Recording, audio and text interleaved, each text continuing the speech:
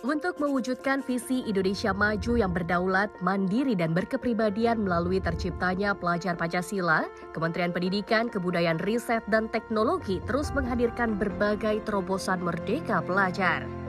Merdeka Belajar yang diusung Kemendikbudristek memiliki tujuan untuk mencapai pendidikan berkualitas bagi seluruh rakyat Indonesia melalui transformasi pada 4 hal, yakni infrastruktur dan teknologi, kebijakan, prosedur dan pendanaan, kepemimpinan, masyarakat dan budaya, serta kurikulum, pedagogi, dan asesmen.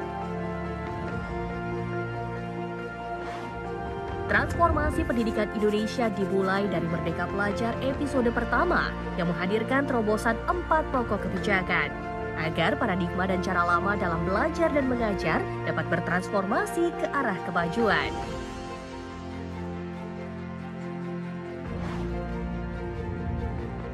Episode kedua, Kampus Merdeka.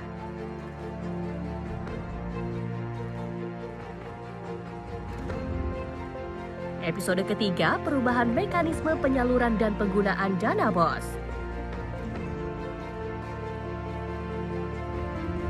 Episode keempat, program organisasi penggerak.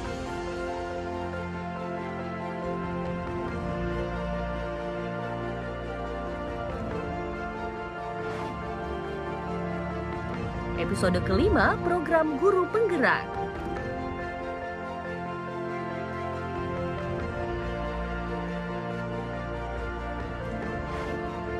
Episode ke-6, transformasi dana pemerintah untuk pendidikan tinggi.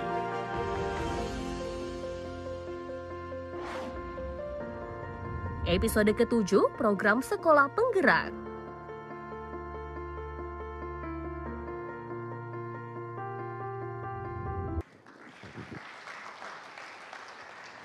Assalamualaikum warahmatullahi wabarakatuh. Salam sejahtera, Om Swastiastu, Namo Buddhaya, salam kebajikan, Rahayu. Bapak Ibu yang berbahagia, puji dan syukur kita haturkan kehadirat Tuhan Yang Maha Esa. Karena pada hari ini kita dapat bergabung dalam acara peluncuran Merdeka Belajar episode ke-21, Dana Abadi Perguruan Tinggi. Perkenalkan, saya Widya Saputra, izin saya memandu acara ini, Ibu dan Bapak. Dan perlu kami informasikan bahwa acara ini diselenggarakan dengan menjalankan protokol kesehatan yang ketat dan seluruh hadirin yang berada di dalam ruangan ini telah mengikuti tes antigen dengan alhamdulillah hasil negatif. Kita semua harus tetap waspada dan saling mengingatkan untuk selalu mematuhi protokol kesehatan. Maka Ibu Bapak izin sepanjang acara saya tetap memakai masker. Baik, selamat pagi dan selamat bergabung kepada para undangan yang terhormat. Menteri Pendidikan, Kebudayaan, Riset, dan Teknologi, Mas Menteri Nadiem Anwar Makarim. Lalu Menteri Keuangan tercinta kita, Ibu Sri Mulyani. Selamat pagi Ibu Ani. Kemudian yang kami hormati PLT Direktur Jenderal Pendidikan Tinggi Riset dan Teknologi, Bapak Nizam. Selamat pagi Pak Nizam. Dan seluruh pejabat eselon 1 dan 2 di lingkungan Kemendikbudristek. PLT Direktur Utama Lembaga Pengelola Dana Pendidikan, Bapak Andin Hadianto. Para pimpinan perguruan tinggi, dan juga tak lupa saya ingin menyapa para perwakilan pemerintah daerah, rekan-rekan media, serta seluruh peserta yang bergabung secara daring. Selamat datang pada acara peluncuran Merdeka Belajar episode ke-21. Untuk mengawali acara, kita akan menyanyikan bersama lagu kebangsaan Indonesia Raya. Hadirin dimohon untuk berdiri.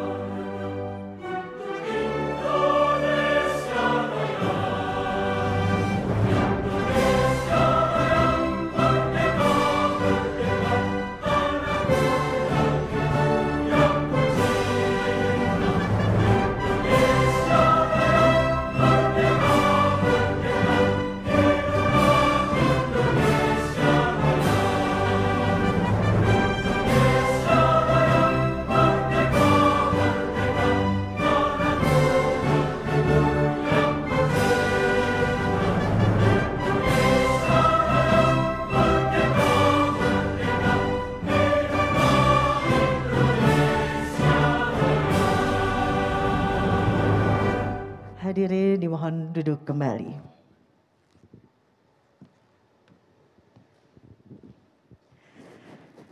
Ibu Bapak yang kami cintai, salah satu indikator pencapaian dalam rencana strategis Kementerian Pendidikan, Kebudayaan, Riset dan Teknologi untuk periode 2020-2024 adalah daya saing perguruan tinggi Indonesia dalam kancah persaingan global.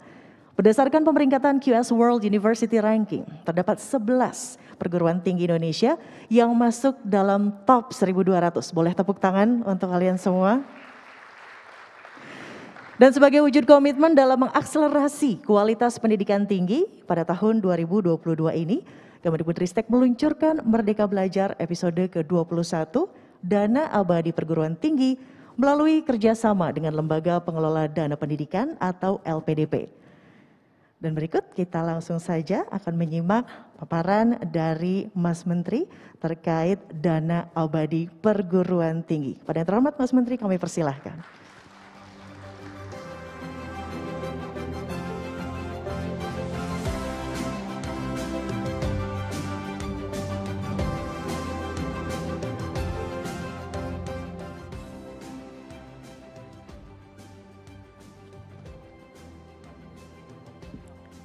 Assalamualaikum warahmatullahi wabarakatuh. Salam sejahtera bagi kita semua. Om Swastiastu, Namo Buddhaya, salam kebajikan, Rahayu. Yang saya hormati Menteri Keuangan, Ibu Sri Mulyani, Pimpinan Komisi 10 DPR RI, Direktur Utama LPDP, Bapak Andin Hadianto, Sekretaris Jenderal Kemendikbudristek sekaligus PLT Dirjen Vokasi, Ibu Suharti beserta jajaran, PLT Dirjen Diktiristek Bapak Nizam beserta jajaran, Ibu dan Bapak pimpinan perguruan tinggi. Senang sekali saya pada hari ini kita bisa berkumpul di kantor Kemendikbudristek. Kita jarang-jarang mengumpul ya, Bapak Ibu-Ibu Rektor, dan terima kasih sekali sudah meluangkan waktunya dalam jadwal sibuknya untuk bisa ngobrol-ngobrol sebentar. Alhamdulillah berkat dukungan banyak sekali pihak, kami di Kemendikbudristek telah meluncurkan lebih dari 20 episode Merdeka Belajar yang telah mendorong transformasi besar kita. Izinkan saya melakukan sedikit paparan. Sudah terlihat di sini. Sudah hampir 20 di masa pandemi. Tim Kemendikbudristek telah melakukan ini, tetapi yang sebenarnya telah mencapai dan bekerja begitu keras itu adalah bapak-bapak dan ibu-ibu dalam ruangan ini. Terima kasih bagi para pimpinan perguruan tinggi yang sudah mau direpotkan terus oleh Mas Menterinya dengan berbagai jenis perubahan kebijakan yang selalu mendisrupsi kehidupan biasa di dalam kampus. Tetapi terima kasih atas dukungannya karena kita semua tahu kita harus melakukan perubahan. Terima kasih juga sebesar-besarnya kepada Kemenq untuk selalu mendukung kita dalam semua inisiatif perubahan. Bukan hanya para rektor yang kami di Kemendikbudristek membuat hidupnya sedikit repot, tapi bahkan Bu Menkyu pun hidupnya direpotkan oleh Kemendikbudristek. Tapi alhamdulillah karena jiwa transformasi yang begitu besar, Ibu Ani selalu mendukung inisiatif kita dan selalu memberikan waktu. Nah, sekarang slide berikutnya. Kita semua di ruangan ini tahu bahwa investasi di pendidikan tinggi kita punya dampak terbesar dan tercepat ya dari semua investasi pendidikan. Mungkin kalau kita mau melihat jangka panjang investasi di pendidikan PAUD dan lain itu lebih besar. Tetapi kalau kita mau hasil yang lebih cepat, lebih dirasakan, pendidikan tinggi adalah cara tercepat untuk membangun ekonomi kita, untuk membangun negara kita. Berikut. Tapi kenyataannya Bapak Ibu-Ibu kita harus menyadari bahwa Indonesia itu masih jauh sekali dibandingkan negara-negara lain dari sisi pendanaan pendidikan tinggi kita. Kita melihat ini adalah chart rata-rata pengeluaran pendidikan tinggi tahun 2020 ya. Dan ini adalah absolut jumlah per lulusan. Kita melihat kita masih di bawahnya India. Bayangkan India dengan populasi yang jauh lebih besar dari kita pun ya, dengan tingkat kemiskinan yang cukup tinggi juga, dia lebih besar dari kita, 1,5 kalinya per lulusan. ya, dan negara-negara lain tentunya sudah jauh di atas kita. Berikut, sekarang kita melihat juga kontribusi sebagai persentase daripada GDP. Di x-axis kita bisa melihat itu adalah kontribusi swasta, masyarakat swasta, alumni dan lain-lain, kontribusi ke perguruan tinggi kita, dan y-axis itu adalah kontribusi dari pemerintah. Kita bisa melihat Indonesia ada di kuadran kiri bawah, ya, dan gak banyak negara yang lebih kecil kontribusinya dari persentase GDP untuk perguruan tingginya. Poin kami adalah perjalanan kita masih jauh untuk bisa meningkatkan anggaran. Dan kalau kita hanya bergantung kepada pemerintah dan sektor publik terhadap pendanaan ini, kita nggak akan sampai-sampai, bapak-bapak, ibu-ibu, kita nggak akan sampai-sampai. Jadi ini poin pentingnya adalah kita butuh jauh lebih mahir, jauh lebih siap dan jauh lebih berusaha agar kita bisa mendapatkan pendanaan dari sektor swasta, dari sektor alumni dan lain-lain. Berikut. Nah, dengan kolaborasi yang kuat antara sektor-sektor tersebut, Indonesia ini memiliki kesempatan mengejar ketertinggalan kita. Ya. Saat ini tambahan dana yang signifikan hanya bisa terjadi kalau ada kolaborasi dengan pihak swasta. Dan inilah poin mengenai Merdeka Belajar episode ke-21 ini. Bagaimana caranya pemerintah bisa mendukung universitas-universitas kita untuk bisa menggalang dana dari pihak swasta, dari alumni, ya, daripada selalu mengandalkan cuma dua hal, dana dari pemerintah atau dana dari UKT, gitu. Dan itu yang benar-benar misi kita hari ini adalah bagaimana kita mulai melakukan transformasi ini. Berikut, kita lihat beberapa world class benchmark ya, university seperti MIT, ya, NTU di Singapura, dan Harvard Business School. Kita melihat angka-angka fantastis, ya. Untuk 2022 MIT itu mendapatkan 80 juta dolar target donasi mereka, dan hampir selalu tercapai itu target-target mereka, ya. 40 juta dolar untuk NTU, apalagi Harvard Business School dengan 162 juta dolar, ya, target total donasi itu di tahun 2021. Alumni yang menyumbang untuk MIT ada 40.000 orang, bayangkan. Untuk Harvard Business School ada 10.500. Ya. Dan tujuan penggunaannya adalah untuk berbagai macam penggunaan terpenting untuk meningkatkan world class status daripada universitas-universitas ini. Ya.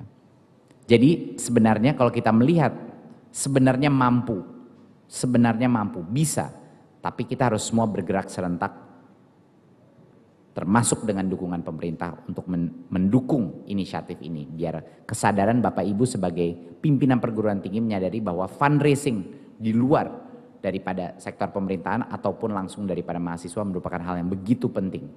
Karena kita harus masih menekan, memastikan bahwa harga entry point masuk ke dalam universitas itu affordable untuk anak-anak kita. Jadi kita nggak bisa terus naikin UKT, kita harus mencari jalan lain. Gitu. Karena anak-anak dan akses masih salah satu hal yang terpenting. Berikut. Nah, alhamdulillah dengan dukungan dari Kemenq, LPDP sudah menyiapkan dana abadi sebesar 7 triliun yang akan disalurkan kepada PTNBH yang berhasil menggalang dana dari masyarakat. Jadi ini adalah mungkin tepuk tangan untuk Kemenq dan dukungannya yang selama ini luar biasa.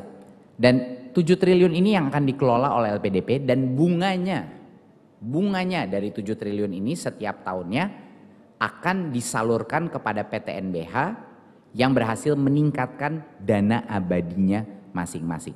Kita mendorong PTNBH, mendorong perguruan tinggi kita untuk membuat dana abadinya sendiri. Nah, ini kisaran ya, sekitar 2022 akan anggaran ini bunga daripada prinsipalnya itu sekitar 455 miliar, ya, sedikit lebih tinggi dari tahun depan akan 350 miliar, karena 2022 kalau nggak salah, koreksi saya Pak Dirjen, tapi ada carry over ya dari tahun sebelumnya ya, kan makanya 2022 lebih tinggi dari 2023. Lalu untuk 2024 itu akan tumbuh lagi menjadi sekitar 500 miliar. Ini proyeksi kita untuk hasil pengelolaan dana 7 triliun ini. Berikut.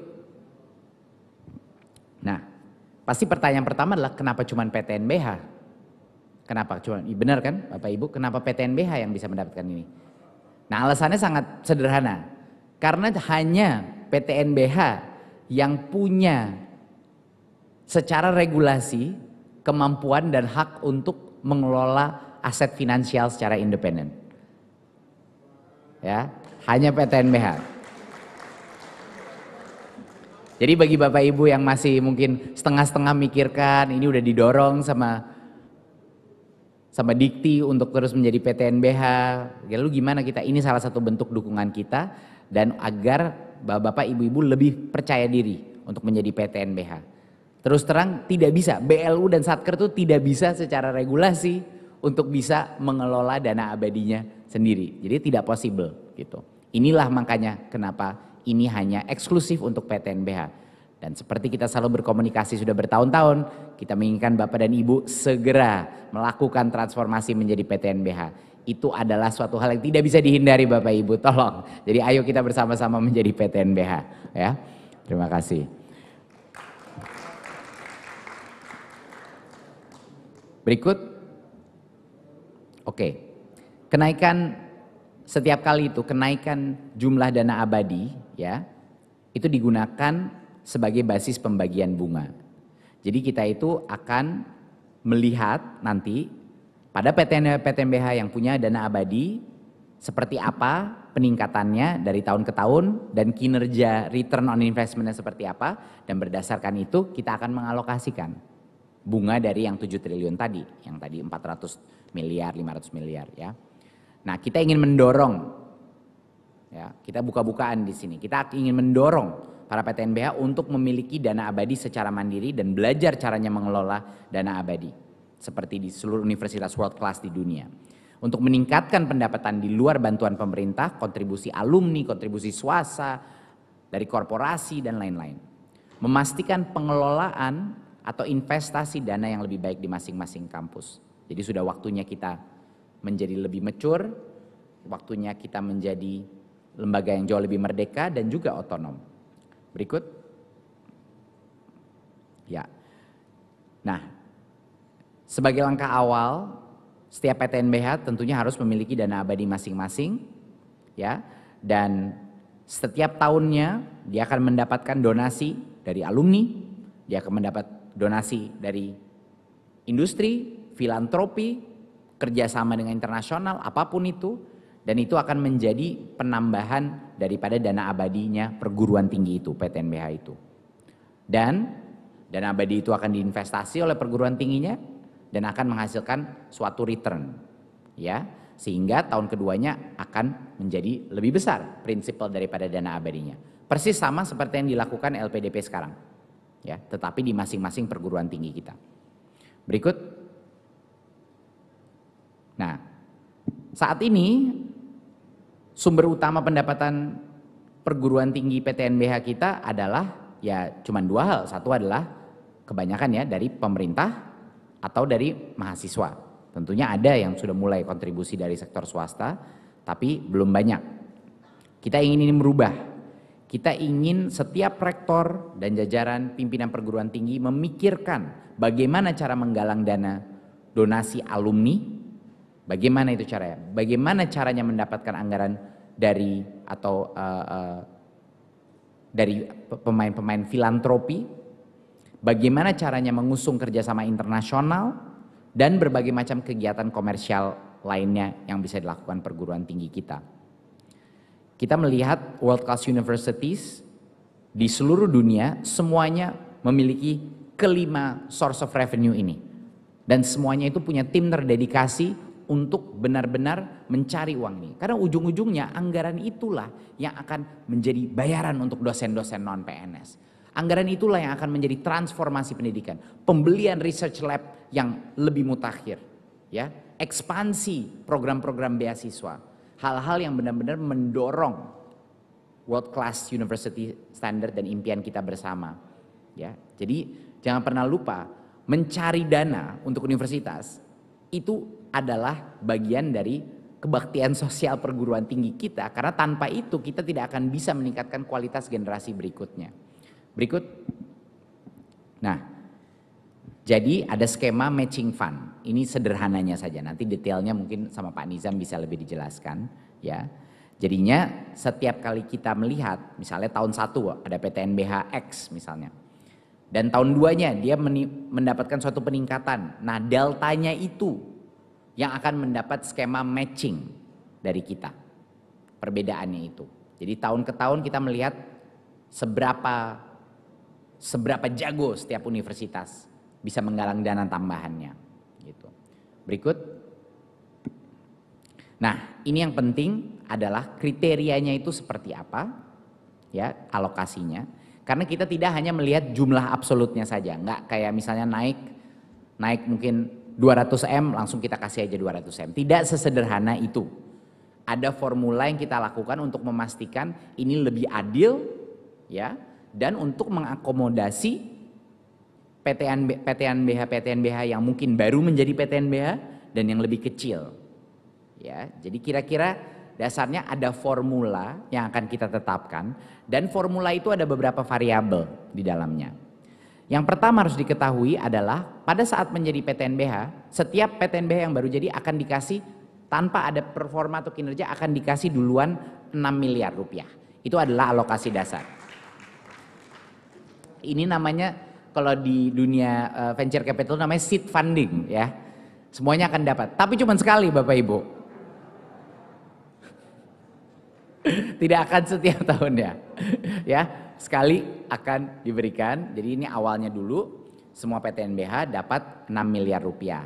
Nah, sisanya berarti akan diberikan berdasarkan seperti yang saya bilang tadi, berapa delta per tahunnya, peningkatan dana abadi yang dikelola PTNBH tahun sebelum dan tahun ini gitu. Bukan cuma deltanya berapa, tapi hasil kelolanya, prinsipal yang tahun lalu. Perguruan tinggi itu jago nggak mengelolanya, menghasilkan return yang baik tanpa mengambil resiko terlalu besar apa tidak? Jadi performa daripada return itu juga menjadi kalkulasi daripada awarding dana ini. Dan tentunya jumlah mahasiswa yang terdaftar di PTNBH tersebut juga menjadi salah satu kriteria dalam formula kalkulasi kita. Ya, saya berikan contoh misalnya, bukan hanya jumlah mahasiswanya, tapi mahasiswanya di bidang mana. Saya kasih contoh. Misalnya, humaniora dibandingkan dengan sciences, oke? Kita udah tahu, bapak-bapak, ibu-ibu di sini sudah tahu bahwa cost-nya itu kira-kira kalau yang science itu per anaknya itu per mahasiswanya itu 1,5 kali lipat, karena infrastruktur yang dibutuhkan dan lain-lain. Jadi itu juga menjadi konsiderasi kita, ya. Jadi catatan yang penting, bottom line, PTNBH yang belum punya dana abadi akan dapat dana alokasi dasar 6M. Dan kedua, insentif itu diberikan untuk peningkatan jumlah dana pokok, dan semua PTN baru akan mendapatkan alokasi dana padanan dari dana abadi perguruan tinggi. Jadi ini benar-benar suatu kalkulasi, kita akan evaluasi tiap tahun. Ada formulanya sekarang, tahun depan kalau memang tidak pas formulanya harus kita adjust, harus kita adaptasi sedikit biar lebih optimal, akan kita lakukan. Tapi kita akan mulai dengan formula ini untuk tahun pertama. Berikut. Nah, ujung-ujungnya hasil daripada dana abadi ini pada saat diberikan kepada perguruan tinggi akan diberikan, PTNBH akan diberikan kebebasan maksimal untuk menggunakan dana ini. Ini adalah terserah masing-masing perguruan tinggi ya, PTNBH. Ini harus saya tekankan karena banyak yang selalu menanya, ini boleh buat apa jadinya? Ya, termasuk karena komplain nomor 1 mengenai ketakutan nomor 1 dari bapak-bapak, ibu-ibu rektor adalah saat menjadi PTNBH, saya gimana kalau nggak ada dosen PNS lagi gimana? Ini saya bisa mendanai ekspansi prodi dan lain-lain. Nah, ini adalah salah satu contoh. Ini bisa digunakan untuk biaya pegawai non PNS, ya, untuk SDM. Dan kalau tanya saya, Bapak Ibu, ini terserah nanti digunakannya oleh masing-masing rektor. Tetapi kalau menanyakan saya mana ya pengeluaran yang terpenting yang punya dampak terbesar, yaitu SDM. Pasti SDM. Mau dari praktisi atau akademisi yang terbaik dari luar negeri, dari dalam negeri, membawa diaspora researcher dari luar ke dalam. Kalau saya sih rekomendasinya menggunakan ini uang untuk SDM, karena itu yang dampaknya paling besar. Tapi itu adalah bukan keputusan kami di Kemendikbudristek. Dana ini adalah untuk PTNBH. Jadi PTNBH yang akan menentukan apa kepentingan prioritas mereka. Mau digunakan untuk sarana pembelajaran, sarana penelitian, silakan. Program riset dan nasional, silakan. Analisis indikator kerja untuk mencapai world class university, silakan. Apapun yang menjadi prioritas, asal prioritas itu align dengan 8 IKU kita ya, Bapak Ibu, 8 IKU yang sudah saya sebut berkali-kali. Jadi bottom line-nya adalah anggaran ini bebas dan PTNBH merdeka menggunakan anggaran ini untuk semua improvement untuk mencapai world class university. Berikut, mungkin saya akan menutup dengan satu quote bahwa tidak ada itu yang namanya inovasi tanpa kolaborasi. Pada saat kita meluncurkan kampus merdeka atau filsafat merdeka belajar dan kampus merdeka, kita menyadari bahwa sekat-sekat antara perguruan tinggi, dunia non-profit, dunia pemerintahan, dan dunia industri itu harus mulai kita hilangkan satu persatu. Dalam aspek penganggaran, kalau sekat-sekat itu masih berdiri, kemampuan universitas-universitas di Indonesia untuk mencapai world class status tidak akan mungkin tercapai. Itu saya bisa janjikan. Kita harus mencari jalan-jalan kreatif untuk bisa menggalang dana agar kemerdekaan kita itu bisa sustainable di jangka panjang. Terima kasih sekali lagi. Wassalamualaikum warahmatullahi wabarakatuh. Waalaikumsalam warahmatullahi wabarakatuh. Baik, sekian paparan dari saya dan dengan ini, secara resmi saya luncurkan Merdeka Belajar episode ke-21 Dana Abadi Pendidikan Tinggi. Dana Abadi Perguruan Tinggi atau DAPT yang diluncurkan Kementerian Pendidikan, Kebudayaan, Riset, dan Teknologi sebagai Merdeka Belajar episode ke-21 merupakan bagian dari dana abadi di bidang pendidikan. Sebagaimana diamanatkan dalam Peraturan Presiden Nomor 111 Tahun 2021 tentang dana abadi di bidang pendidikan.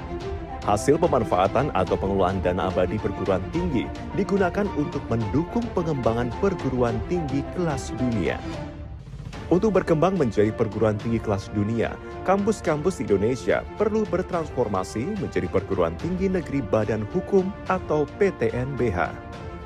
Pada tahun 2022, 16 PTNBH yakni Universitas Gadjah Mada, Institut Teknologi Bandung, Universitas Indonesia, Institut Pertanian Bogor, Universitas Airlangga, Universitas Pendidikan Indonesia, Universitas Sumatera Utara, Universitas Diponegoro, Universitas Hasanuddin, Institut Teknologi 10 November, Universitas Pajajaran, Universitas 11 Maret, Universitas Brawijaya, Universitas Andalas, Universitas Negeri Padang, dan Universitas Negeri Malang. Ke-16 PTNBH tersebut dapat menggunakan pendanaan hasil pengembangan dana abadi perguruan tinggi untuk mendukung pencapaian reputasi dan rekognisi menuju perguruan tinggi kelas dunia serta peningkatan kualitas tridharma perguruan tinggi berstandar internasional yang meliputi peningkatan kualitas sarana pembelajaran dan penelitian, peningkatan kualitas sumber daya manusia, biaya pegawai non-PNS, dan program pengembangan. Kementerian Pendidikan, Kebudayaan, Riset, dan Teknologi bekerja sama dengan Lembaga Pengelola Dana Pendidikan atau LPDP telah merancang skema tata kelola pendanaan hasil dari dana abadi perguruan tinggi yang fleksibel dan berkelanjutan. Untuk mendukung program dana abadi perguruan tinggi, diluncurkan 3 perangkat pendukung yakni BIMA, SINTA, dan World Class University Analysis atau WCU. BIMA atau Basis Informasi Penelitian dan Pengabdian kepada Masyarakat merupakan sebuah aplikasi yang khusus dikembangkan untuk mendukung kegiatan penelitian dan pengabdian kepada masyarakat dengan berbagai fitur sesuai dengan kebutuhan perguruan tinggi. SINTA Science and Technology Index atau Indeks Sains dan Teknologi memiliki salah satu fitur baru, yakni World Class University Analysis yang dirancang untuk mendukung program pengembangan World Class University perguruan tinggi di Indonesia. Harapannya, dengan merujuk pada WCU Analysis, perguruan tinggi Indonesia dapat mengembangkan strategi untuk bertransformasi menuju perguruan tinggi yang bereputasi. Dengan demikian, pendanaan hasil dari dana abadi perguruan tinggi akan mendorong perguruan tinggi di Indonesia menjadi kampus kelas dunia serta mendukung perwujudan SDM unggul untuk Indonesia maju dalam semangat Merdeka Belajar Kampus Merdeka. Baik Ibu Bapak dan terima kasih Mas Menteri atas paparannya. Dan tadi juga kita sudah saksikan bersama penjelasan video mengenai dana abadi perguruan tinggi. Ibu Bapak, dana abadi perguruan tinggi merupakan wujud kerjasama Kemendikbudristek dengan LPDP yang berada di bawah naungan Kementerian Keuangan. Untuk itu, kami mengundang yang terhormat Menteri Keuangan Republik Indonesia Ibu Sri Mulyani Indrawati untuk memberikan sambutan. Kepada Ibu Ani, kami persilahkan.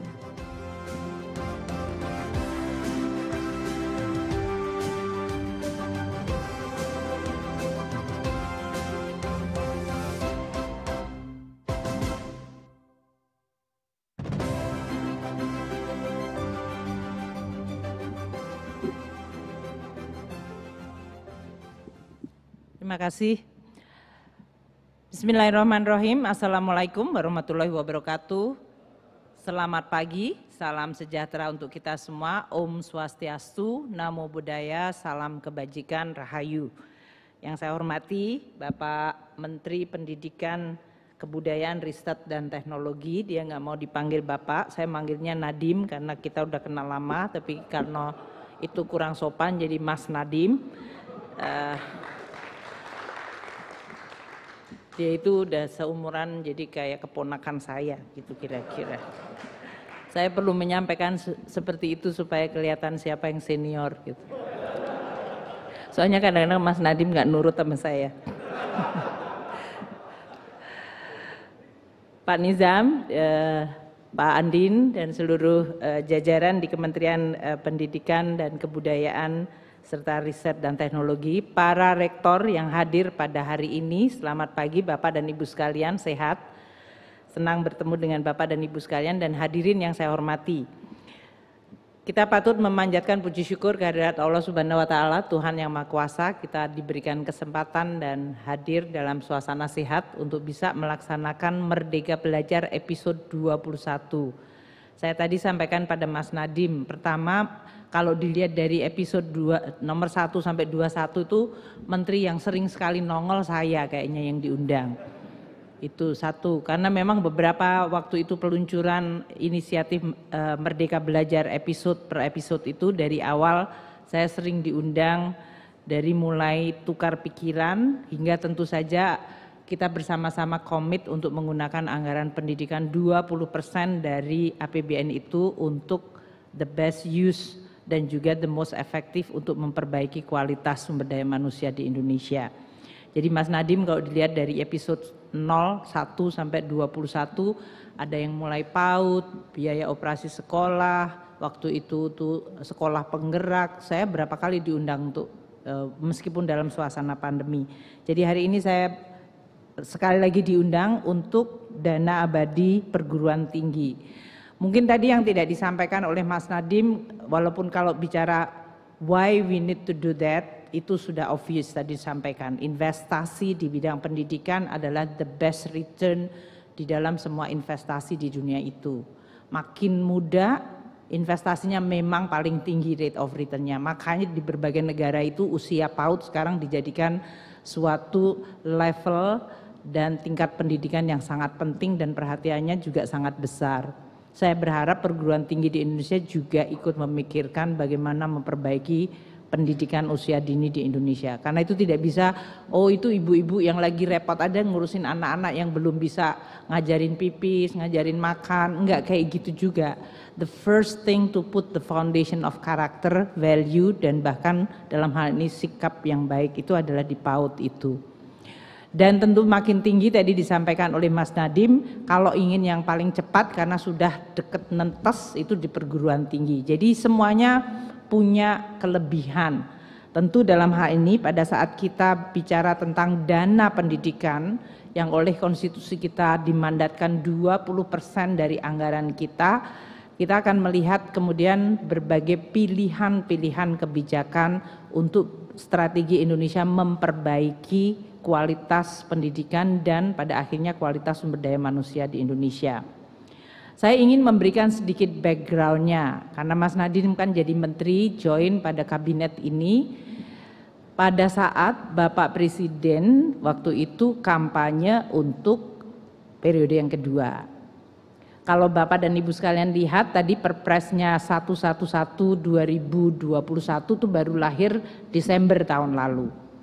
Tapi waktu Bapak Presiden menyampaikan di dalam kampanye politik waktu itu untuk second period, itu waktu itu beliau menyampaikan kepada saya, Bu, kalau saya mau memperbaiki kualitas perguruan tinggi di Indonesia, caranya gimana? Nah kebetulan waktu itu saya sudah beberapa kali karena saya anggota MWA disuruh Pak Nadiem di UI dan saya melihat lebih banyak dapurnya bagaimana resources, governance dan berbagai tantangan yang dihadapi oleh perguruan tinggi dan tentu sebagai Menteri Keuangan juga sering mendapatkan report mengenai PTNBLU dan PTNBH. Itu dari dulu itu dari BH menjadi non BH, BLU dan yang lain-lain itu bolak-balik saya termasuk Menteri Keuangan yang ngikutin aja menterinya mau apa gitu waktu itu. Iya kan? Bener? Waktu itu bapak-bapak ada yang pengen jadi BH, nggak jadi BH. Dari BLU pengen jadi BH lagi. Sekarang Menteri Pendidikannya minta supaya jadi BH. BH loh, badan hukum bukan BH yang lain, badan hukum. Gitu kan? Tapi idenya adalah yang saya dukung adalah bagaimana perguruan tinggi yang saya lihat juga dari berbagai interaksi yang saya peroleh, kemandirian dari sisi financial itu menjadi sangat penting. Dan itu selalu dijadikan salah satu indikator penting untuk bisa meningkatkan kualitas perguruan tinggi itu, apalagi kalau kita bicara tentang menjadi world class university. Nah, oleh karena itu waktu Bapak Presiden menyampaikan gimana caranya mendukung, ya mungkin Bapak janjikan aja dalam kampanye Bapak akan memberikan dana abadi perguruan tinggi. Kalau Bapak dan Ibu sekalian lihat di dalam kampanye beliau adalah seperti itu. Nanti bisa nanti kita atur Bapak. Caranya menggunakan gimana? Siapa universitas yang dapat duluan? Apakah universitas yang gede 5 aja atau gimana? Saya juga nggak tahu waktu itu, tapi sebagai Menteri Keuangan saya bertanggung jawab untuk merealisasi janji Presiden yaitu mengenai anggaran abadi untuk perguruan tinggi. Maka lahirlah itulah yang namanya anggaran abadi perguruan tinggi. Nah karena kemudian bagaimana membantu untuk mengelolanya, menciptakan governance dan yang paling penting adalah tadi how to use it yang the best maksimal. Tadi idenya Pak Mas Nadiem adalah membuat dalam bentuk matching grant. Kalau kita lihat matching grant berarti perguruan tinggi sendiri punya dana abadi dan LPDP. Karena jangan lupa itu adalah beda. Dana abadi pendidikan yang 7 triliun tadi dan kenapa 7 triliun harusnya tahun 2022 ini kita bisa mau menambah lagi tapi karena perpresnya waktu itu belum keluar di dalam undang-undang APBN kita untuk 2022 yang kita ketok sekitar bulan Oktober belum ada landasan hukum, saya nggak berani untuk mengalokasikan lebih banyak lagi. Makanya saya kemarin nagih what is going to be the governance of PT dana abadi perguruan tinggi ini. Lahirlah Perpres nomor 111 2021. Poinnya adalah begini Bapak dan Ibu sekalian, para pimpinan perguruan tinggi dan tentu Mas Nadiem, pemerintah dalam hal ini Presiden Jokowi sangat concern terhadap kualitas dan aktivitas perguruan tinggi yang benar-benar mikirin mengenai bagaimana to improve quality dari sumber daya manusia Indonesia. Berbagai upaya sudah dilakukan. Sama seperti waktu pertama kali ide untuk membuat dana abadi pendidikan, waktu itu karena mandat 20% tidak bertemu dengan kesiapan selalu membelanjakan atau menggunakannya secara sangat optimal dan efisien apalagi tanpa korupsi, maka kemudian Kemenku berinisiatif membangun dana abadi pendidikan supaya uangnya itu enggak selalu pokoknya dialokasikan saja, karena seperti yang Bapak dan Ibu sekalian lihat tahun ini, bayangkan waktu kita menyusun APBN awal, belanja negara didesain 2.750 dengan asumsi harga minyak $64 per barel. Hari ini harga minyak hampir 2 kali lipatnya, 120, turun naik di sekitar itu. Untuk Indonesia dan Bapak Ibu sekalian, tentunya karena ini adalah banyak komunitas perguruan tinggi, saya anggap Anda membaca berita dunia. Banyak negara sekarang menghadapi tekanan luar biasa, politik, ekonomi, sosial karena kenaikan harga minyak, energi, dan pangan. Itu bukan suatu hal yang sepele. Indonesia mengambil keputusan bahwa dengan kenaikan komoditas memang kita mendapatkan windfall revenue. Pertanyaannya, windfall revenue mau dipakai untuk apa? Dan diputuskan bahwa salah satu yang paling penting pada situasi hari ini pada saat sesudah 2 tahun pandemi, maka kita perlu melindungi masyarakat, melindungi pemulihan ekonomi dan melindungi kesehatan APBN. 3 tujuan itu semuanya penting. Melindungi masyarakat berarti rakyat tidak bisa diandalkan untuk mengambil shock seluruh kenaikan itu. Kalau tidak berarti seluruh BBM itu sudah naik paling tidak 2 kali lipatnya. Betul kan? Tapi kita tidak pass through itu. Tapi itu tidak mungkin di-carry oleh BUMN seperti Pertamina dan PLN, maka subsidi harus naik. Dan Bapak Ibu sekalian tahu berapa jumlah subsidi yang harus kita tambahkan? 380 triliun. On top of 154 triliun. Jadi subsidi yang Bapak dan Ibu sekalian nikmati dalam bentuk listrik, tadi kesini naik mobil, even Anda berargu saya pakai Pertamax Bu, Pertamax itu masih jauh di bawah harga. You actually enjoy subsidy. Nah ini menyebabkan postur APBN kita naik dari 2.750 menjadi kemungkinan di atas 3.000 triliun. Agar kita tidak violate Undang-Undang Dasar yang memandatkan 20%, ya kan? Dari APBN kita harus untuk pendidikan. Anda bisa bayangkan jadi Menteri Keuangan, waktu kita sedang ngurusin untuk subsidi sekalian, saya harus memenuhi mandat. So suddenly anggaran pendidikan nanti akan naik. Itu terjadi berkali-kali, tidak hanya tahun ini. Waktu saya jadi Menteri Keuangan 2000, mulainya mandat untuk konstitusi itu kita jalankan 2009. 2007.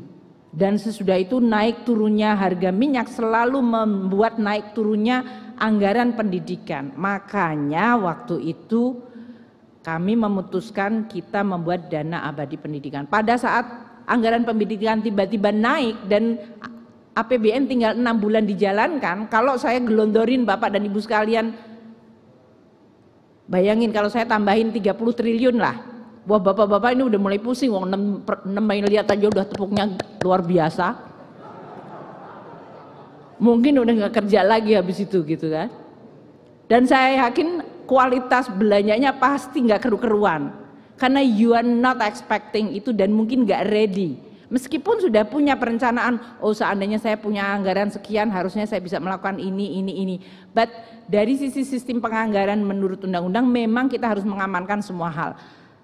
Amanat konstitusi, akuntabilitas, audit BPK, dan tentu pada akhirnya tanggung jawab kita masyarakat bahwa uang itu tidak wasted. Bukan hanya masalah mekanik untuk kita audit, WTP, enggak juga. Pada akhirnya kita sebagai warga negara Indonesia dan policy maker, pengelola, kita bertanggung jawab untuk kepada masyarakat untuk menggunakan dana itu sebaik-baiknya. Maka memang mungkin pilihannya nggak optimal, kita taruh dulu di dana abadi.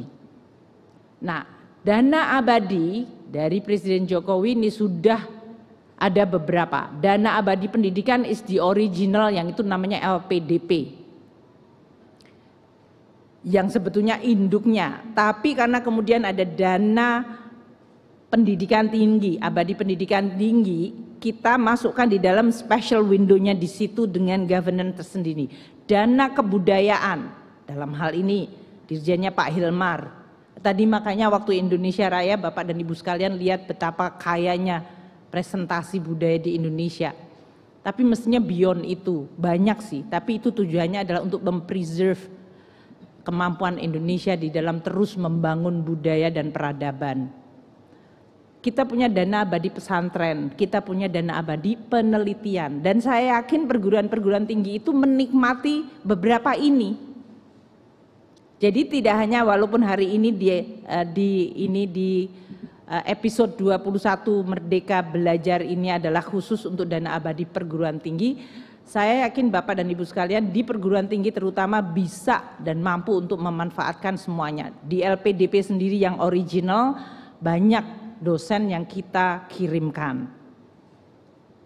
Di dalam penelitian ini juga another open, dan jadi Mas Nadiem ini menjadi menteri berbahagia sekali punya banyak instrumen, dan beliau kreatif untuk jangan sampai itu menjadi spoil tapi menjadi insentif, which is saya sangat menghargai dan sangat mendukung. Terima kasih Mas Nadiem. Nah, karena yang paling gampang dan sebetulnya untuk populer sebagai Mendikbud adalah ya kasih grant aja, udah. Saya hampir yakin beliau nanti akan jadi populer, pergi ke satu kota, mungkin kalau lagi baik ngajak saya, kalau lagi pas ngasih duit gitu loh, supaya orang tuh nggak selalu ke saya kayaknya marah terus kalau pas pajak, pas utang, pas nerima lupa nggak inget saya. Nah itu bisa saja kan, umpamanya kita pergi meresmikan kampus, laboratorium, asrama, karena ini jangan lupa juga saya di Kemen PUPR sering beliau itu saya lihat setiap tahun itu yang namanya hibah itu beliau bisa memberikan kepada perguruan tinggi siapa saja dan sekolah mana saja. Saya waktu itu ingat Gajah Mada mendapatkan asrama, Pajajaran mendapatkan, tapi tidak hanya PTNBH dan PTNBLU, ada juga perguruan tinggi bahkan totally private juga diberikan yayasan-yayasan yang memiliki. Jadi anggaran pendidikan kita itu begitu sangat banyak ragamnya. Nah, saya berharap dengan desain yang tadi telah disampaikan oleh Mas Nadiem ini bisa memacu dan memicu semakin banyak tadi kolaborasi dan inovasi serta kreativitas perguruan tinggi, badan berbadan hukum, untuk bisa mereka memulai dengan confidence. Bagaimana untuk menjadi world class university, bagaimana meningkatkan ranking mereka. Itu sudah ada indikatornya, ada cara ngitungnya, tapi saya selalu berharap sama seperti sebagai Menteri Keuangan, WTP itu penting tapi WTP is not the final destination. Anda bisa rankingnya juga baik tapi juga harus bisa bermanfaat untuk rakyat dan negara kita dan juga bahkan untuk kemanusiaan yang adil dan beradab. Itu untuk seluruh dunia berarti. So that is the objective, menjadi sebuah menara yang mencerahkan, menjadi sebuah pusat pendidikan dan aktivitas yang membuat masyarakat secara intelektual develop, secara peradaban develop, secara karakter menjadi kuat, dan secara humanity, kemanusiaan menjadi sangat-sangat kuat. Karena pada akhirnya itulah yang akan merekatkan kita sebagai bangsa dan kita di dalam dunia, apalagi dalam situasi yang begitu sangat kompleks hari ini. Ya, saya ingin berpesan bahwa dengan adanya dana abadi perguruan tinggi, Mas Nadiem tadi udah bisik sama saya, Bu, nanti kalau anggaran ini naik karena Ibu membelanjakan untuk subsidi naik, dan kalau kemudian harus dijadikan di dalam dana abadi, sebagian bisa masuk ke dalam dana abadi perguruan tinggi. Jadi tadi yang 7 triliun kemungkinan nggak nunggu sampai tahun depan untuk nambah. Kemungkinan kita akan coba. Nah, kalau anggarannya sudah disediakan, tentu bagaimana resultnya dan bagaimana mendukungnya. Minggu ini dan sekarang ini sebetulnya saya akan mohon diri untuk langsung berangkat ke DPR karena saya sedang membahas dengan Badan Anggaran. Perubahan APBN kita begitu banyak tahun ini, dan pada saat kita sedang mengelola perubahan yang banyak, saya juga sedang menyiapkan untuk tahun 2023. Selalu di dalam desain itu saya sebagai anaknya dosen, guru yang dibesarkan dalam dunia pendidikan, hati dan pikiran saya itu selalu ke dunia pendidikan. Jadi tolong Bapak dan Ibu sekalian, saya titipkan seluruh anggaran yang luar biasa besar untuk pendidikan, ayo kita sama-sama mengelola dengan baik. Saya mengapresiasi semua inisiatif-inisiatif yang dilakukan oleh Mas Nadiem dengan 21 tadi Merdeka Belajar episode. Enggak semuanya itu langsung lancar dan saya tidak mendiscourage itu. Katakanlah waktu itu tadi ada salah satu episode berapa Mas Nadiem waktu itu untuk biaya operasi sekolah menggunakan aplikasi SIP lah itu. Kemarin ada beberapa feedback, saya juga sampaikan pada Mas Nadiem. Mas Nadiem ini ada feedback, tolong diverifikasi benar atau enggak. Biaya operasi sekolah yang sekarang ini juga, karena kemarin saya lihat growth-nya drop 32%. Saya concern, ini sekolah-sekolah beroperasi apa enggak? Kenapa transfernya untuk bosnya kok turun? Ternyata karena mereka masih ada yang saldonya belum matching. Hal-hal itu tidak boleh menjadikan kita itu selalu kemudian merasa kecil hati dan discourage untuk maju. Kemajuan itu enggak sekali maju langsung pasti jalan dan berhasil. Dan itulah yang menurut saya etos di perguruan tinggi yang harusnya champion di bidang keberanian untuk inovasi dan terus memperbaiki. Bukannya perguruan tinggi itu selalu kemudian menjadi pusat yang saling mencibir, hoax, sinis, yang gagal diinjek semuanya, kalau yang berhasil difitnah. That is not the way kita hidup. Nah, saya berharap perguruan tinggi adalah menjadi pusat-pusat untuk mencerahkan kita semuanya. Sehingga rakyat merasa bahwa Indonesia, we have all the best people, dan kita juga berupaya untuk terus memperbaiki dari resources, sumber dayanya, tata kelolanya, governance-nya, dan pada akhirnya akuntabilitas serta result-nya. Itulah yang saya anggap sebagai manusia rasional yang punya iktikat baik dan ikhtiar yang baik secara terus-menerus. Saya berharap sikap itulah yang muncul dari perguruan tinggi dengan instrumen yang semakin beragam. Mengenai Bapak dan Ibu sekalian yang mau menjadi PTNBH, monggo, karena saya tahu yang BLU itu masih khawatir, ada yang masih tergantung, jadi belum bisa disapih karena Anda 70% masih tergantung APBN rupiah murni. Kalau Anda langsung disapih belum bisa jalan, ya mungkin drop, makanya belajar. Saya nggak ada masalah mau Anda statusnya BH atau BLU. Yang paling penting Anda sebagai institusi bisa diandalkan dari cara mengelola resourcesnya. Tidak terjadi korupsi dan tidak kemudian menjadikan seolah-olah universitas itu adalah kerajaan saya. It is not. Ini semuanya amanah. Jadi saya berharap inovasi silahkan dibuka seluas-luasnya. Kami di Kementerian Keuangan akan berusaha terus mendukungnya.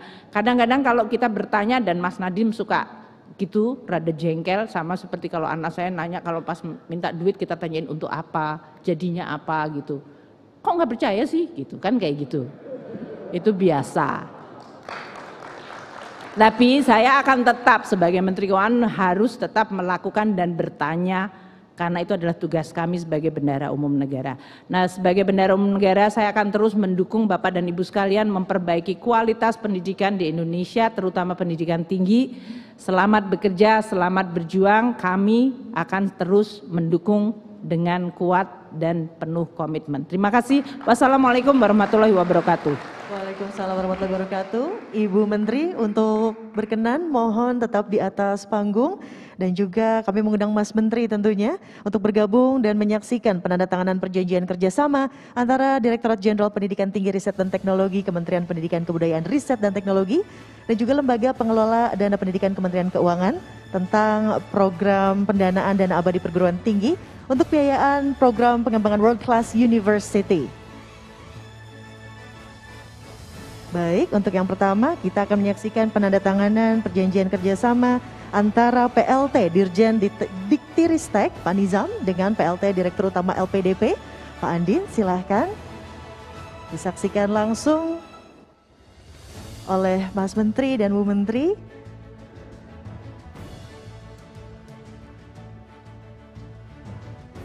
Ditukar boleh. Pak Nizam dan Pak Andim, boleh diperlihatkan dokumen yang sudah ditandatangan ke arah kamera. Boleh Bapak Ibu diabadikan, silahkan.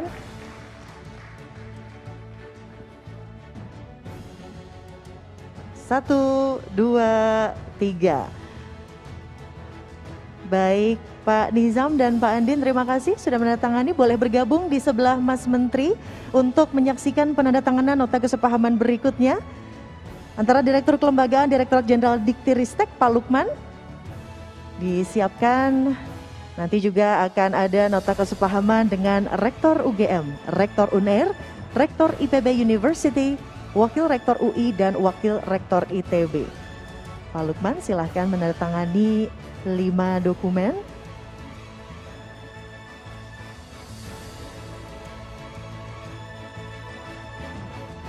Dana abadi perguruan tinggi untuk mengakselerasi kualitas universitas perguruan tinggi yang memiliki kelas dunia. Baik, terima kasih Pak Lukman. Untuk itu kami undang Rektor UGM, Rektor UNER, Rektor IPB University, Wakil Rektor UI dan juga Wakil Rektor ITB untuk sekaligus menandatangani dokumen yang sudah disiapkan panitia di atas meja. Bismillahirrahmanirrahim.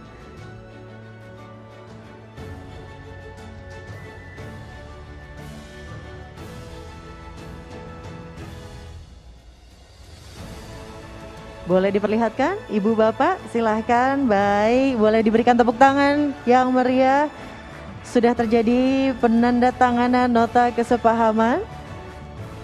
Silahkan untuk menuju ke tengah, Ibu dan Bapak, kita berfoto bersama didampingi oleh Mas Menteri dan juga Bu Menteri tentunya di sebelah sini. Iya, sudah ada titiknya yang disiapkan oleh panitia, silahkan. Baik, teman-teman yang akan mengabadikan momen, sudah siap? Bismillahirrahmanirrahim. 1, 2, 3. Tetap tersenyum di balik masker. 1, 2, 3.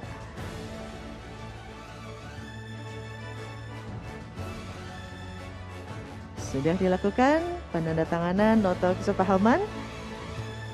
Baik, dirasa cukup. Terima kasih Ibu dan Bapak. Terima kasih Mas Menteri, Bu Menteri. Dipersilahkan untuk kembali ke tempat duduk masing-masing yang sudah disediakan.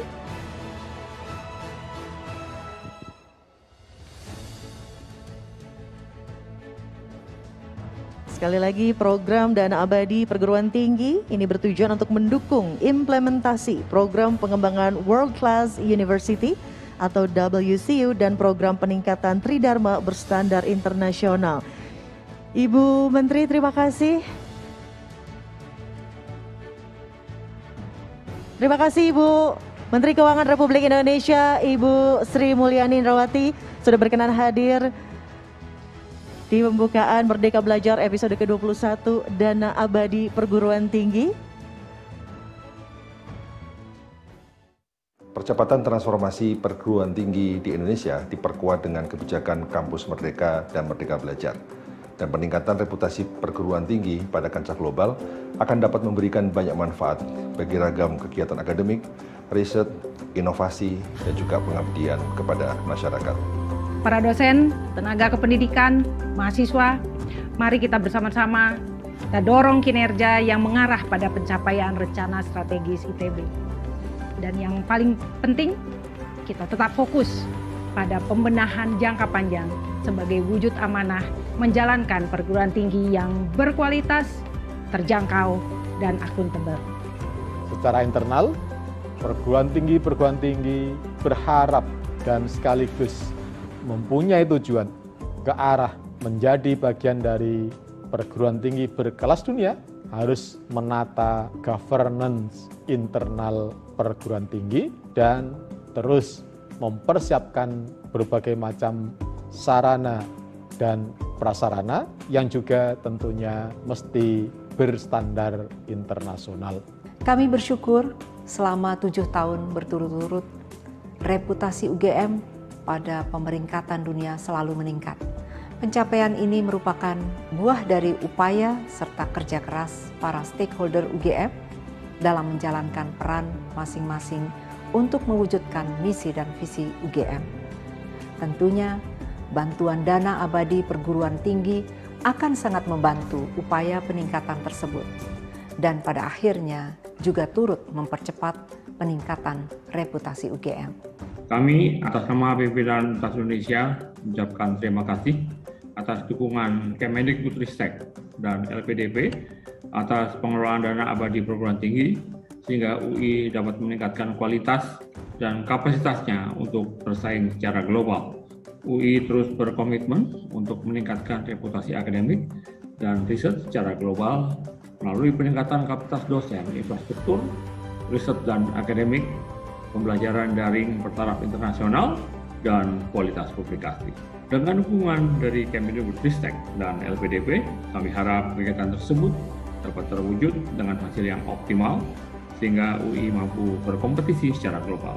UI siap bersinergi dengan PTN PH lainnya untuk memajukan dunia pendidikan tinggi di Indonesia. Kami juga bertambah yakin dengan adanya dukungan dana abadi perguruan tinggi ini akan dapat meningkatkan kinerja 3 program unggulan yang memang akan diimplementasikan untuk mensupport peningkatan reputasi kita. Yang pertama adalah Academic and Employer Reputation, Research and Publication, dan Internationalization. Kita berharap perguruan tinggi Indonesia semakin mampu menunjukkan kontribusi di dunia serta mendapat pengakuan global. Kami menyambut baik dana abadi perguruan tinggi untuk pengembangan WCU, World Class University, dan dana pendanaan World Class University.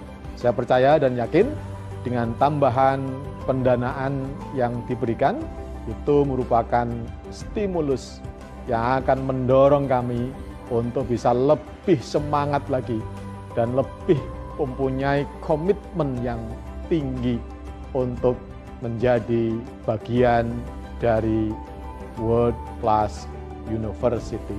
Kami mengucapkan terima kasih atas bantuan dan dukungan yang tiada henti yang diberikan oleh Kementerian Pendidikan, Kebudayaan, Riset, dan Teknologi bekerjasama dengan Lembaga Pengelola Dana Pendidikan atau LPDP melalui kegiatan Merdeka Belajar episode ke-21, Dana Abadi Perguruan Tinggi.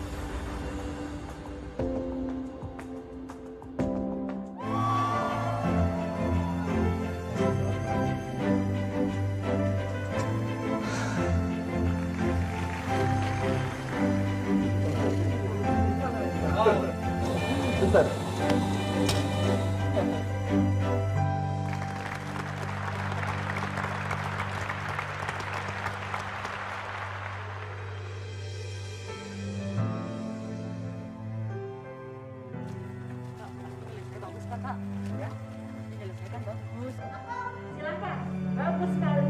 Bupati Pulau Indah Makassar. Silakan siapa? Bukannya minum saya menjadi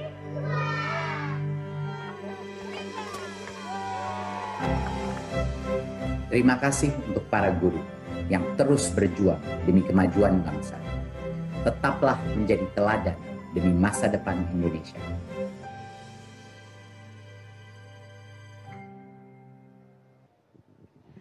Baik, Bapak Ibu yang berbahagia, dalam kesempatan peluncuran Merdeka Belajar episode ke-21 ini akan diumumkan juga dan diberikan penghargaan bagi perguruan tinggi yang meraih poin tertinggi capaian indikator kinerja utama atau IKU perguruan tinggi negeri.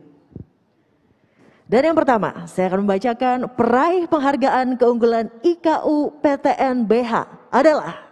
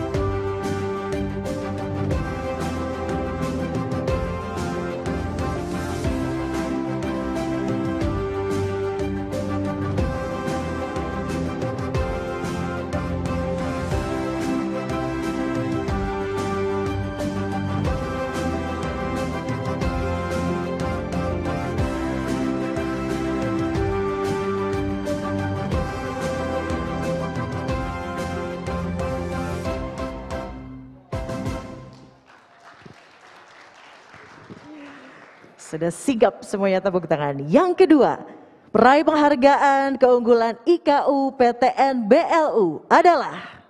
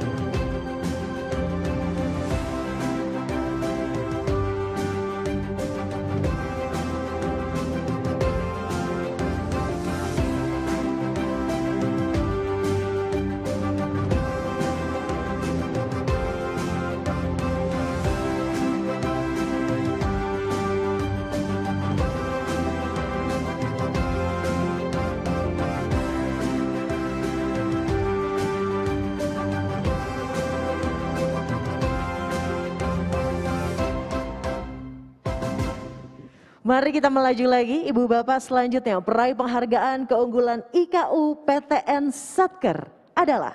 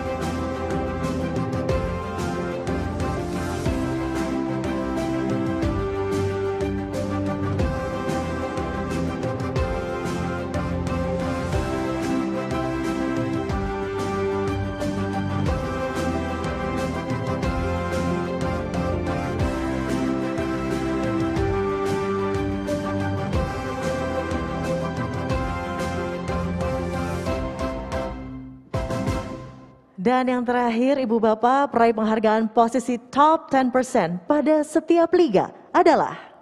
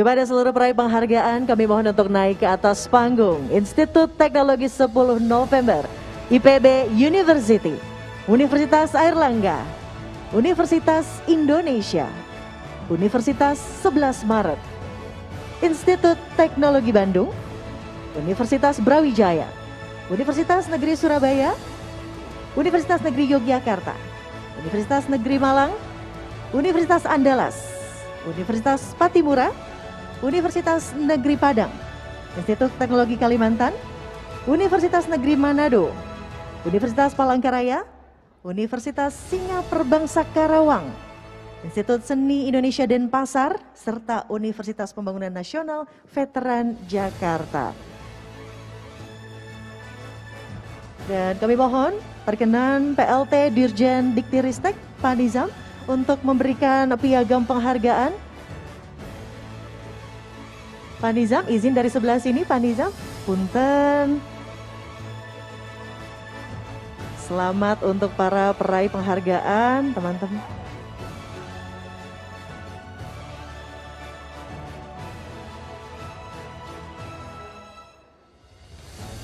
Boleh diberikan seluruh penghargaan.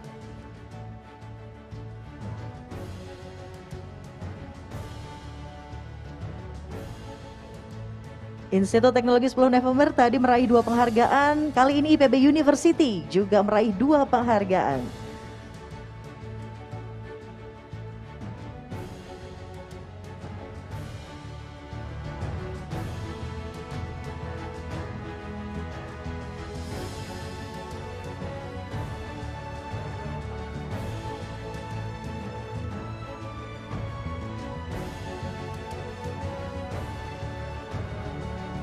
Tentunya ini akan menjadi semangat untuk para perguruan tinggi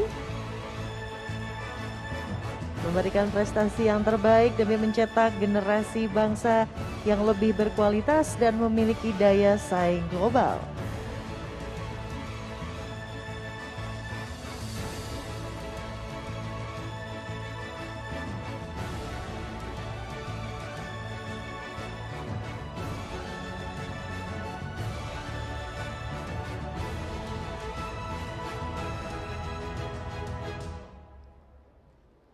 Iya, teman-teman. Terima kasih.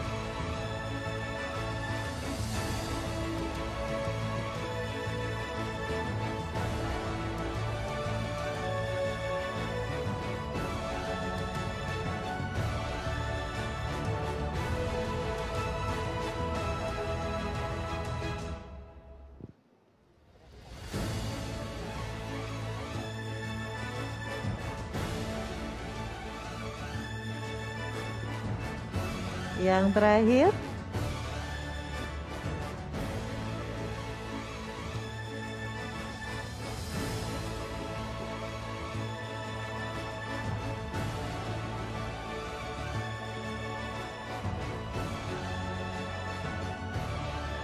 baik, tepuk tangan sekali lagi Ibu Bapak untuk para peraih penghargaan. Izin Bapak Ibu, kita akan berfoto bersama, namun akan dibagi menjadi 2 sesi supaya lebih rapi. Boleh mengikuti arahan dari teman-teman protokoler yang ada di atas panggung. Kita akan berfoto menjadi 2 sesi, 9 perguruan tinggi dan juga 8. Dan kami mohon kesediaan dari Mas Menteri Nadiem Anwar Makarim, juga PLT Direktur Utama LPDP untuk bergabung ke atas panggung dan berfoto bersama. Silahkan Pak Andin juga ikut bergabung. Mas Menteri boleh di tengah, di Apit. Baik. supaya rapi ya Ibu Bapak, punten. Diarahkan, siap. Baik, sudah semuanya? 1, 2, 3. Sekali lagi, 1, 2, 3. Baik, terima kasih. Itu dia sesi pertama. Terima kasih Ibu Bapak, silakan untuk kembali ke tempat duduk masing-masing. Sesi kedua silakan untuk bergabung dengan formasi yang sama. Silakan Pak, di sini. Mau dikasih ke saya juga nggak apa-apa Pak, penghargaannya. Monggo, silahkan. Selamat. Banyak sekali ini universitas yang mendapatkan lebih dari 1 penghargaan. Terima kasih teman-teman dari protokoler sudah membantu. Baik, semuanya. 1, 2, 3. Sekali lagi. 1, 2, 3. Baik, terima kasih dan selamat kepada seluruh peraih anugerah IKU. Ibu Bapak, silakan untuk kembali ke tempat duduk masing-masing. Kesempatannya langka nih bertemu dengan Mas Menteri, jadi curhatnya di atas panggung nih. Pak, nanti ada sesi curhat lagi Pak. Setelah ini kita akan sama-sama ngobrol. Ibu dan Bapak langsung nanti bisa berdialog dengan Mas Menteri. Nanti juga akan dikawal oleh Pak Nizam. Silahkan mau curhat, mau bercerita, mau menanyakan sesuatu langsung nanti akan ada sesinya. Baik Ibu Bapak, terima kasih.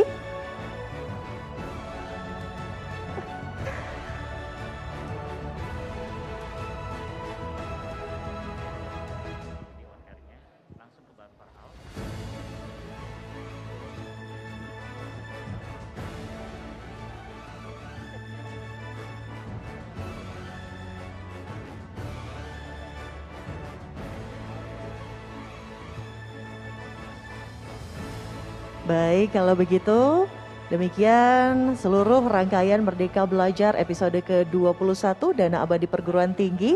Untuk teman-teman yang sudah bergabung secara online, terima kasih sekali lagi kami ucapkan. Salam sehat selalu dan sampai jumpa di Merdeka Belajar episode ke-22. Wabillahi taufiq wal hidayah. Wassalamualaikum warahmatullahi wabarakatuh.